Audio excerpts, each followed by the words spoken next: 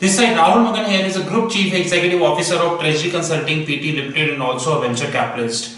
Today we are going to shoot a very dedicated video about a topic which is nothing but the merchant adoption of DSO, which is Digital Securities Offering. First of all, we need to very well aware about the difference between STO, which is Security Transactions Offering, Security Token Offering, and DSO, Digital Securities Offering. Please be note that STO is nothing but for a small corporate. It is for a project. It is project to project basis. It is not for the complete world. So let's take an example. Today there is a company who is starting a business in, I would say, they wanted to have a startup in bike. They wanted to create a bike startup. And they are looking on the blockchain project. Basically, they are implementing blockchain. They're creating an app on the blockchain. App via blockchain wherein they are going to have that bike app in place. For that they are looking for money. So initially what used to happen in case of initial coin offering, they used to go to the investor based on a white paper. God knows this white paper is perfect, not, nobody knows. But based upon that they used to get some money. Now we know that without quoting the name, a substantial proportion of the money being invested in such initial coin offerings being turn out to be either fraud or non-competitive in nature. But again, no one is talking about that. VC himself is not talking about that because they know that it is not their money, it is somebody else's money. So why they do worry? But in case of STO, the only difference is that you will give the equity stake to that person. So rather than creating a utility token, what you do, you create a security token and you create an equity stake in that person. There is another thing which is reverse STO. In reverse STO, the project is already in place, the project implementation is in place, basically the company is in place, the revenue is in place, everything is in place. But what are you doing? You are giving the funding, you are basically creating a funding architecture in the system. This is what basically you are doing. Now, in case of DSO, first of all, we need to understand that STO is only for a relevant corporate, but DSO is for the complete globe. Who are the users of STO? 1 corporate, 2 corporate, 3 corporate. Who are the users of DSO? The big people like DTCC, Depository Trust Corporation, big people like NSCC, DTC, CME, ICE, LCH, CLS, SGX, the name is big. All the CCPs, Central Clearing Counterparties, and all the CSD, Central Security Depositories, and NSD, National Security Depositories, they are the major users of the DSO, and not to mention the name of a custodians. I repeat, all the CCP, Central Clearing Counterparties, CST, Central Security Depositories, NSDs, National Security Depository, custodians like Straight Street, BNY Mellon, DBS City, they all are the users. If we accumulate the total use case which they are having and compare this with the so-called STO, I don't think the proportion even turn out to be 1%. It is less than 1%, quite a few cents. So first we need to understand that DSO is a pretty big ball game compared to STO. So before entering into the DSO, you need to understand thoroughly what exactly it is and how exactly it works. But with due respect, most of the people really not interested to understand that, God knows why. But anyways, we are not here to debate whether they understand or they don't understand, but we are here to discuss what exactly is the merchant adoption of that. If I go with a little old report by Morgan Stanley that has published in 2016, although I take an indemnification that there is no such reports which we have in the public domain in 2019, then how exactly is the merchant adoption for cryptocurrency? 2016 Morgan Stanley report suggested that out of top 500, approximately 3 merchants are adopting Bitcoin. Example, Alipay. But we don't have a latest report now that out of top 500 exactly what is the ratio. Is it 3 intact status quo? Is it 10? Is it 20, 30, 40, 100? We don't know.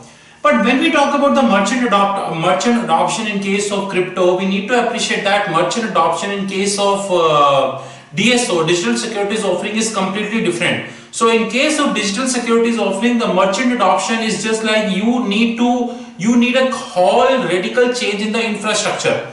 And basically, who are the merchants in that case? If you are thinking that Alipay, let me have few top merchants of the globe. Alipay, MasterCard, Visa, Amex, they are not the merchants in case of DSO. The merchants would be the people, those who are acting as a CCP. Now these CCP could be controlled by the government like SGX, Singapore Stock Exchange, or they could be privately held but government continue to have a monitor on that. Example CME, Chicago Mercantile Exchange, example LCH, example Hong Kong Clearing.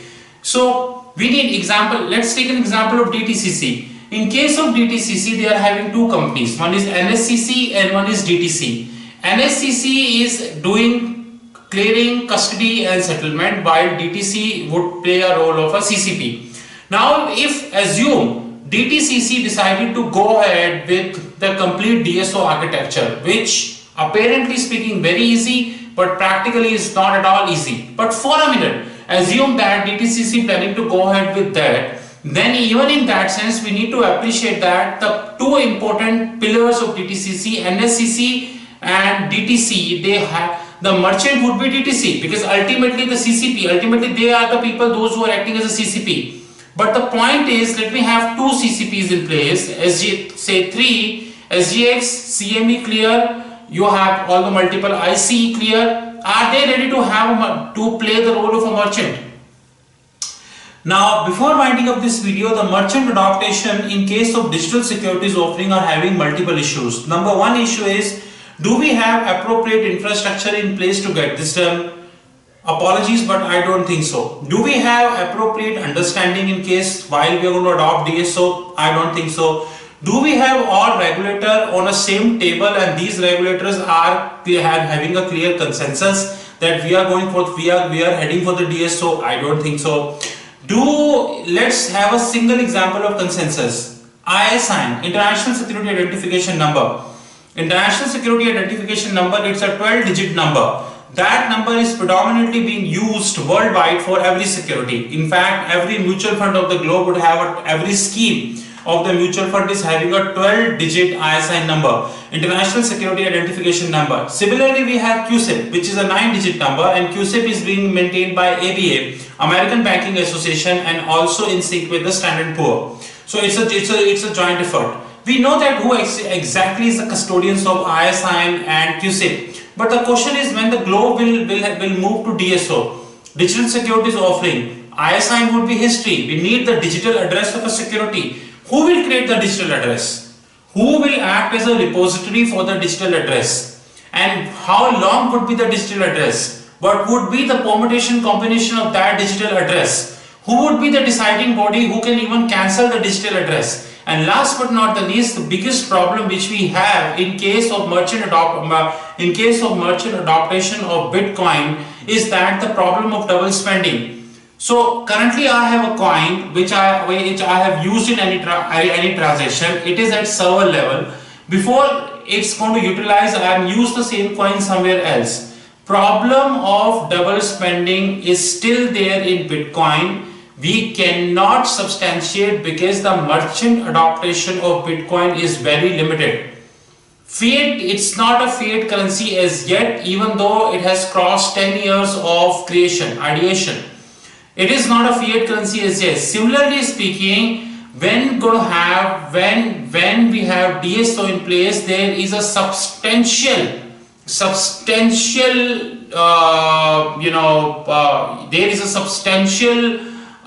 fear which we would be having, which is whether we would see the problem of double spending in DSO or not. DSO problem of double spending, if come, it would be the end of show for the globe. Because sitting today, it would happen, I have used one security twice. How many people do you know who use the Bitcoin? And how many merchant accepts a Bitcoin? But what would if that security can be traded twice?